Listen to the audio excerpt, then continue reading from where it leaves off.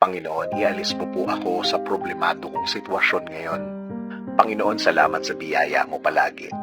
Alam po namin na ito ay bago tuwing nagsisimula ang araw namin. At alam po namin na hindi mo kami bibiguin, Lord. Thanks for always being there. Thanks for always being my helping hand. Sa lahat ng oras na kailangan ko ang biyaya mo, Panginoon. Lord, nasa gitna po kami ng isang matinding pagsubok na parang hindi na matatapos. Parang ang lahat ay ginawa ko na. Parang ang lahat ay naisip ko na. Pero wala pa rin pong nangyayari. Panginoon, tulad ng sinabi mo, sa iyo magtiwala, sa iyo maniwala. Dahil ang iyong plano, Panginoon, ay makakabuti sa lahat ng anak mo.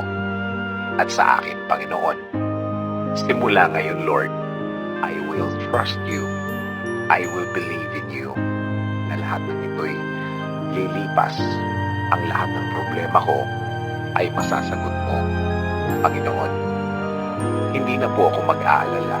Hindi na po ako magiging worried sa bawat oras. Alam ko rin po, Panginoon, na sa bawat oras na nililipas na namumroblema ako, parang nilulubog ko lang ang sitwasyon at ang sarili ko, Lord. From now on, ibibigay ko na ito sa iyo lahat. Ibibigay ko na ng buo-buo at magiging buo-buo na din ang pagtitiwala ko po sa inyo.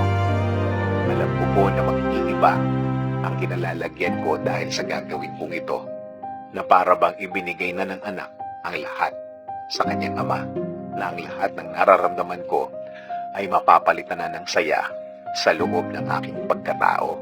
Kaya, Panginoon, buong puso kong ipinapasa sa inyo ang matinding problema ko sa aking buhay ngayon. At Lord, wala po akong ititira na sama ng loob. Akin po itong ipagkakatiwala sa inyo, Panginoon. Alam ko po na magugulat ang lahat ng tao sa aking paligid. Alam ko po na mamamangha sila sa gagawin niyo pong pagtulong sa akin. Malalaman po nila na lahat ay posible sa inyo, Panginoon. Tuluyan niyo ng pasukin ang aming mga buhay. Tuluyan niyo na po kami mahalin at alagaan sa araw na ito at sa mga araw na darating, Panginoon. Alagaan niyo rin po ang aming mga pamilya, Lord. Ilayo niyo po kami sa lahat ng masama at sa lahat ng uri ng sakit.